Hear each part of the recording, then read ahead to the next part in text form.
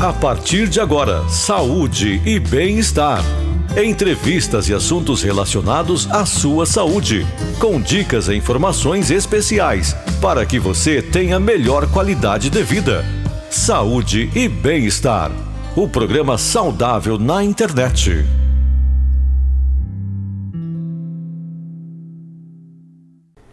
Olá, amigos internautas, amigos da Grande FM, estamos chegando com a edição especial do nosso programa Saúde e Bem-Estar, onde nós vamos falar de um assunto bastante importante no programa de hoje. Eu já convido você a ficar conosco através das nossas plataformas. A você que está com a gente através do nosso canal no Facebook, curta, compartilhe, marque seus amigos. A você que está com a gente através do nosso canal no YouTube, é importante você deixar o seu like, ativar o sininho de notificações, se inscrever no nosso canal, para, claro, você ter acesso à nossa playlist completa com todos os programas que já foram ao ar e terá a oportunidade de compartilhar, rever os programas. Esse programa também vai ficar à sua disposição para você rever quantas vezes quiser o nosso programa Saúde e Bem-Estar especial desta segunda-feira, hoje dia 26 de abril de 2021. E o programa de hoje vai abordar um assunto bastante importante, bastante atual e bastante interessante para que a gente aprenda um pouco mais a respeito disso para cuidar da nossa saúde. Vamos falar hoje sobre hipertensão e, sobretudo, em pacientes com câncer. E quem vai nos ajudar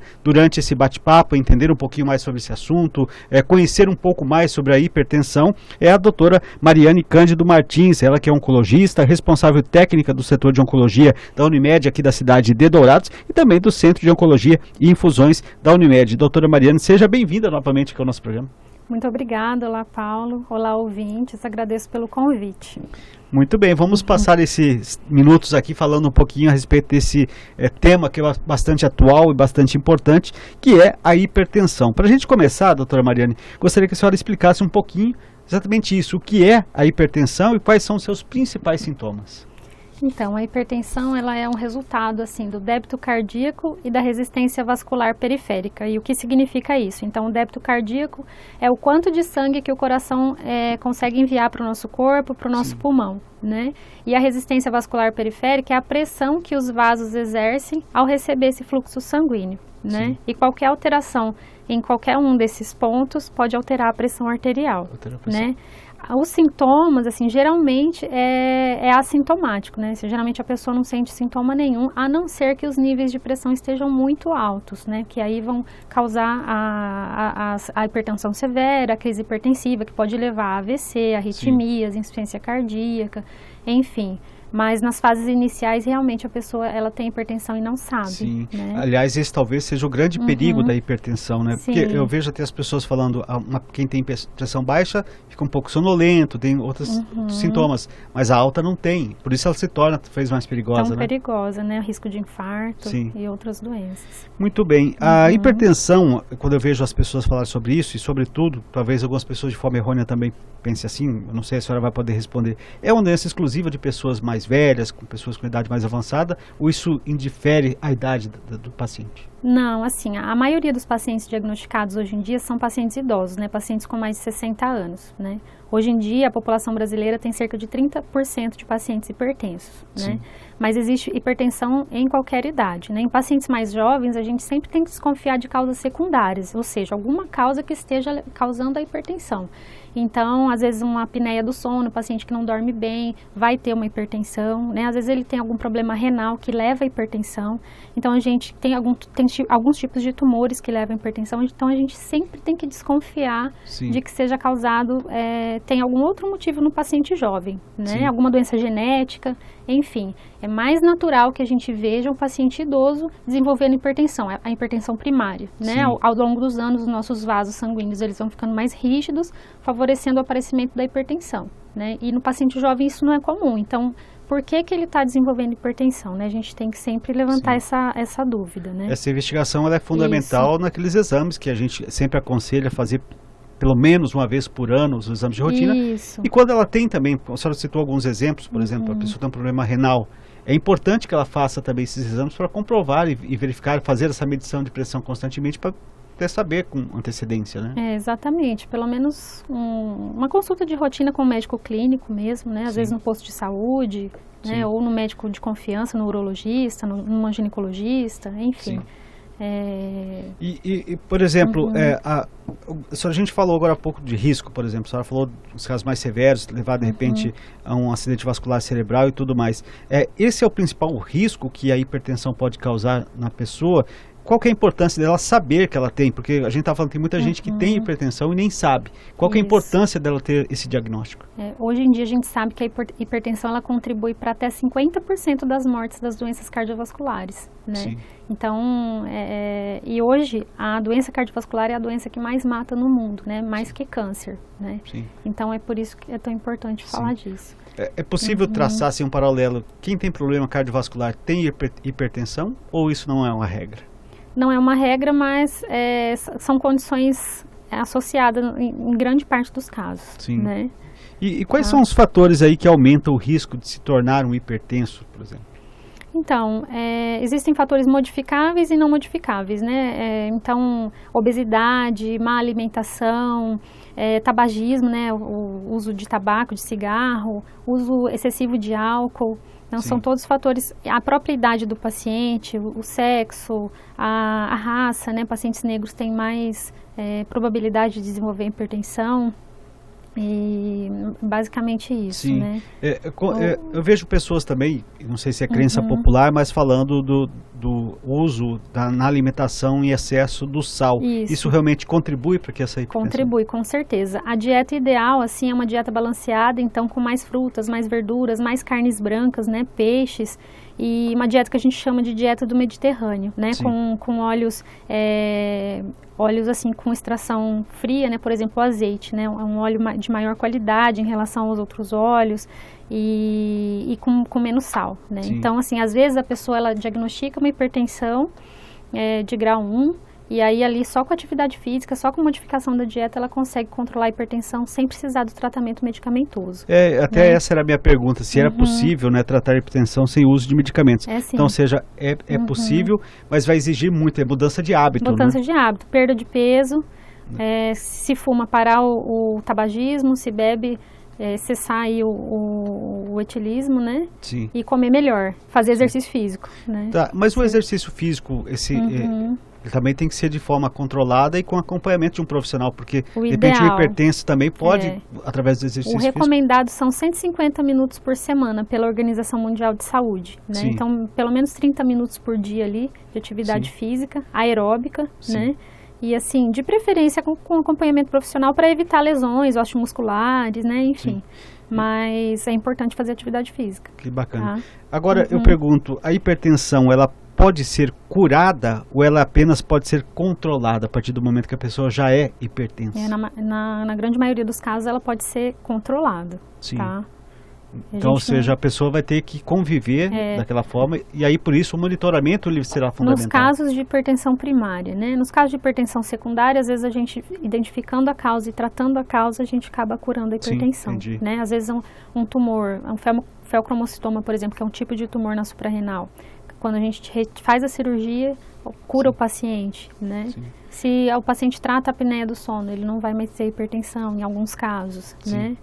E quando a gente estava falando agora há pouco sobre a questão de medicamentos, quando a pessoa precisa fazer uso de medicamentos, é porque ela não conseguiu lá fazer aquela mudança de hábito ou ele é apenas para ser um auxiliar dentro desse processo? A ideia é que seja um auxiliar, né, na hipertensão leve ali.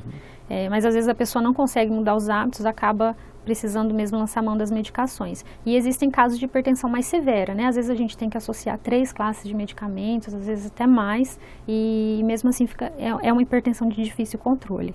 E aí mesmo o paciente mudando hábitos, ele precisa usar os medicamentos para controlar a pressão. A gente já falou aqui de diversos fatores que podem contribuir para as pessoas serem hipertensas, mas eu pergunto, existe também a chamada hipertensão hereditária, que seus pais eram, seus avós eram, e isso pode ser de forma na genética também? Existe sim, é uma chance maior. Sim. Tá? Então, Tanto de eventos cardiovasculares, né, paciente, às vezes é uma família que está ali na faixa, os homens na faixa ali dos 50, 60 anos tem grande probabilidade de desenvolver o infarto. Então, as pessoas dessa família já têm que desenvolver um hábito de vida mais saudável desde cedo. Ou seja, é o primeiro sinal que tem que ser identificado. Né? Às vezes tem alguma dislipidemia que a gente fala que é alteração de triglicerídeos, de colesterol, já familiar, né? E tudo isso é fator de risco, então existe sim. A nossa orientação, como sempre, né, doutora, é estar sempre procurando, estar sempre indo ao médico, fazendo essas variações. Tudo que é diagnosticado de forma precoce é muito mais fácil de ser tratado, de fácil de ser curado também. E a pessoa pode até ser hipertenso e ter uma qualidade de vida que seja possível de ela levar, mesmo sendo hipertensa. Esse é o nosso programa Saúde e Bem-Estar. Claro, vamos abordar agora, entrar um pouquinho mais em relação à hipertensão, sobretudo em pacientes com câncer. Mas antes, claro, quero falar do nosso parceiro, do nosso colaborador, aquele que está sempre conosco aqui no nosso programa Saúde e Bem-Estar. Claro, estou falando da Unimed Dourados. Sentir-se cuidado é poder contar com a Unimed Dourados. A Unimed Dourados possui centro de diagnóstico equipado com equipamentos de imagem de última geração, garantindo muito mais segurança, conforto e eficiência na realização de todos os exames. A Unimed dispõe ainda de centro de oncologia e infusões com todos os serviços a seus usuários. Esse é o jeito de cuidar da Unimed Dourados, porque cuidar de você, este é o plano. Doutora, a gente já entendeu aqui nesse bloco passado da gravidade e do quão a hipertensão pode ser severa e séria para a pessoa que tem essa enfermidade. Para um paciente com câncer, por que é importante falar de hipertensão com esse paciente especificamente? Tá, a gente já falou então que é a principal causa de morte, né, a doença cardiovascular, o câncer é a segunda. Existe uma previsão de que o câncer ultrapasse a doença cardiovascular, mas no momento essa não é a realidade, tá? E a nossa população ela está envelhecendo, então esses diagnósticos eles estão aumentando, né? E a hipertensão, ela nos pacientes que vão começar o tratamento, que são diagnosticados, também existe aí uma prevalência de 30%, então é similar à população geral, mas quando esses pacientes começam o tratamento com quimioterapia, radioterapia, eles acabam aumentando essa prevalência aí para 37%. Então existe um risco associado com os tratamentos, né? Ou seja, esses tratamentos aí pode ser considerado então os fatores de risco maior para desenvolver então a hipertensão no câncer. Então o próprio tratamento pode potencializar isso. O tratamento pode potencializar. Hoje a gente sabe que existem drogas que causam toxicidade cardíaca direta ou indireta, né? E o paciente que tem câncer e tem uma hipertensão mal controlada, ele tem uma mortalidade maior em relação aos outros pacientes que não têm hipertensão ou que têm hipertensão bem controlada, tá? Sim. A gente estava falando de a pessoa está sempre atenta para saber se tem, se não tem e tudo mais, fazer o diagnóstico da hipertensão. Um paciente oncológico, como é feito esse diagnóstico? O diagnóstico é feito da mesma forma, a gente segue as diretrizes brasileiras de hipertensão, tá? Existe uma certa flexibilidade de valor de pressão de acordo com a idade, se o paciente tem mais fatores de risco, se ele tem diabetes, doença renal, mas o ideal é que essa pressão fique lá próxima de 12/8, né? Mas até 14/9 a gente precisa avaliar esse paciente, principalmente se ele é diabético ou tem doença renal, e assim, existe um limite aí de 16/9 para a gente parar, pensar o que está acontecendo. Às vezes a gente precisa tratar primeiro a hipertensão para depois continuar o tratamento, né? Sim. E às vezes em casos mais severos de hipertensão a gente precisa trocar de tratamento ou reduzir dose de tratamento, né? Sim. E é isso. Isso vai exigir, claro, sem dúvida nenhuma, um monitoramento muito mais intenso, né? Para tratar essa hipertensão, sobretudo nesse paciente, né? Ou seja, como é que é feito esse monitoramento? O paciente que está passando por esse tratamento de câncer, esse monitoramento é feito pelos próprios profissionais que acompanham o câncer? Isso, pelos próprios profissionais, e o próprio paciente, ele pode se envolver nesse cuidado, né? Então, assim, é importante o diagnóstico precoce, mas é importante que o paciente tenha adesão ao tratamento. Então, ele tenha atividade física, coma bem, né, pare de fumar, pare de beber e trate, use as medicações de forma correta, né? Sim. E ele pode também, além de verificar a pressão no dia do tratamento, ou semanalmente, né, como a gente sempre indica, ele pode anotar em casa mesmo. Às vezes ele leva pra gente lá o caderninho com a pressão anotada, em diferentes horários do dia, assim, em diferentes situações, pra gente saber se em algum horário a pressão dessa pessoa está subindo ou não. Sim. Tá? Alguns pacientes que passam por tratamento de câncer acabam tendo a necessidade de fazer algo que é um tanto quanto mais agressivo, a chamada quimioterapia. E o quanto essa quimioterapia pode afetar aí o coração também desse paciente? Então, a quimioterapia, hoje a gente já sabe que pessoas que fizeram quimioterapia lá atrás, 10, 15 anos, podem desenvolver insuficiência cardíaca agora, né? Então, ela pode ter um efeito tóxico agudo para o coração, ou seja, está fazendo o tratamento e apresenta alguma adversidade, uma insuficiência cardíaca, por exemplo, ou uma condição crônica, né, que vai desenvolver então com 10, 15 anos de tratamento. Essa toxicidade ela pode ser reversível ou irreversível, né? Ela é irreversível geralmente quando a droga ela é tóxica diretamente para as células do coração, e às vezes ela é reversível porque a droga ela só causou uma alteração ali da contratilidade, né? E para isso a gente usa medicações para tentar preservar o coração, né, para proteger o coração, e a gente pode solicitar exames também para prever se esse paciente vai desenvolver alguma toxicidade cardíaca ou não. Sim. Tá? Ou seja, como eu associei agora câncer, quimioterapia com coração, aí eu tenho um termo que me chamou a atenção, que é chamado cardio-oncologia. Queria que você falasse um pouquinho mais sobre isso. A cardio-oncologia hoje ela é uma especialidade médica, né, que ela já vinha aí presente nas pós-graduações, mas agora ela é uma residência médica, né? Ela foi aprovada agora no final de 2020, e a ideia é que a partir de 2022 o médico cardiologista possa fazer um ano adicional de residência da especialidade, né? Porque o cardiologista e o oncologista trabalham muito juntos, porque os tratamentos oncológicos evoluíram muito, né? Então, assim, não só a quimioterapia que a gente chama de citotóxica pode ter efeito cardíaco, mas a imunoterapia também, então, terapia-alvo, então outros tipos de tratamento interferem na função cardíaca, né? E é tão importante acompanhar os pacientes de perto. E você tem um profissional exclusivo nesta área, vai ajudar muito mais os pacientes também, né? Com toda certeza, que tem uma referência muito maior. E aí, falando sobre tudo isso, a gente, até agora há pouco falei da nossa publicidade, do nosso parceiro aqui, Unimed Dourados, que tem um centro de oncologia bastante interessante, bastante equipado. Dourados está bem preparado para receber esses pacientes e fazer todo esse acompanhamento que nós relatamos aqui ao longo do programa? Sim, Dourados tem inclusive cardiologistas que atuam nessa frente, né? Então, nós temos parceiros que trabalham conosco. Sim, isso é importante porque a gente tinha pouco tempo aí as pessoas necessitando sair da cidade, sair do estado, inclusive, para fazer esse tipo de situação, e hoje tem aqui na cidade Dourados até como referência, né? Sim, com certeza. Que bacana. Muito bem, estamos chegando ao final aqui do nosso programa, né? Saúde e bem-estar. Falando hoje desse assunto importantíssimo e bastante atual, que é sobre a hipertensão e, sobretudo, em pacientes com câncer. E a doutora Mariane Cândido esteve aqui conosco, colaborou com o nosso programa, nos ajudou a entender um pouquinho mais a respeito desse assunto. Esteve aqui já pela segunda vez, esteve em outra oportunidade. A gente sabe, quando o assunto é bom, quando o papo é bom, a gente convida novamente. Por isso ele esteve aqui conosco novamente no programa de hoje. Doutora, seja sempre bem-vinda. Obrigado pela sua participação, pela sua disponibilidade. Volte sempre. Obrigada.